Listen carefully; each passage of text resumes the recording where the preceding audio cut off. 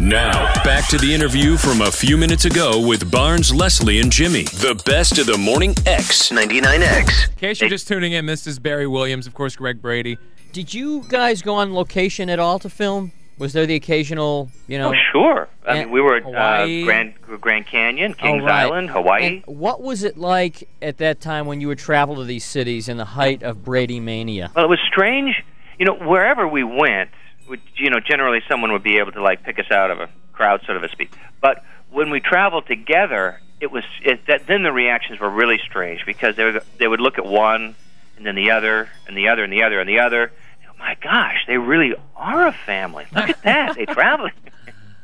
Was anybody jealous of anybody else's fame? Oh, had to be. There had to be a little bit of that. Oh yeah, I'm very jealous of Maureen McCormick because she always seemed to be so popular. Seriously, was there that jealousy? Not really, and the reason being is we were such different ages, and it's so critical when you're that young. And also being the coolest, I wasn't in competition. The older brother never has to worry, but what about the other ones? There were no egos coming with... Not really. It was pretty evenly divided and pretty professional, and it seemed to be pretty balanced that way. Any rival? No real smut that way. Any rivalry between the Brady family and the Partridge family? I'm afraid Mr. Bonaducci is the one who's perpetuated that with his TV movie. Well, I haven't been up to date on that. Has he really? There's been dialogue. I mean, it seems kind of a natural thing to just create an adversarial role between the Partridges and the Bradys, and right. I guess that's fun. But the Bradys were so superior. There was no point in competing. Of course. Now, all right, let's talk. But the bottom line is, to answer your question, we were on the same team. We were both ABC. We were the lead-in for the Partridges, who were leading in Room 222 and the Odd Couple. So our show helps their show helps our show, and that's the way that went. There was no competition. I mean, I always thought Marcia Brady was a lot cuter than Lori Partridge anyway. Yeah, I would go along with that. I thought that the Brady storylines were better than the Partridge storylines, although I did like the Partridge family music better than the Brady music. Well, I can go with that, but when it comes to choreography, I mean, you got to jump right back into Brady land again. Well, you guys didn't have a bus. That's right, we didn't have a bus, but we did have Alice. Okay, so yeah, you had Alice. I think you should bring the Bradys back in almost a dynasty setting, where now there's a lot of stuff going on. One of the guys has got a drug problem. Probably I'll bet Bobby is like an internet millionaire. Right, an internet millionaire. Greg's rock star. Bobby was an internet millionaire a week ago. Now he's born destitute back on the street. That's right. Now he's okay. So let's a couple of things. First of all, the TV movie of the week, Growing Up Brady, May 21st. Now you're in this. Yeah, but just briefly, I'm mostly behind the scenes on this. I executive produced it, and so I did all the casting, and I was on the set and involved with all aspects of it. Any other cameos in it?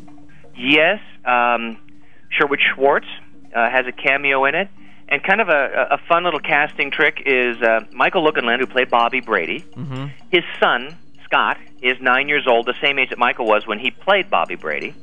And I hired Scott to play his dad. Oh wow, that's funny. All right. Since Michael Lookinland then became kind of a stage dad, and he's a camera operator in real life. I put him in as a camera operator.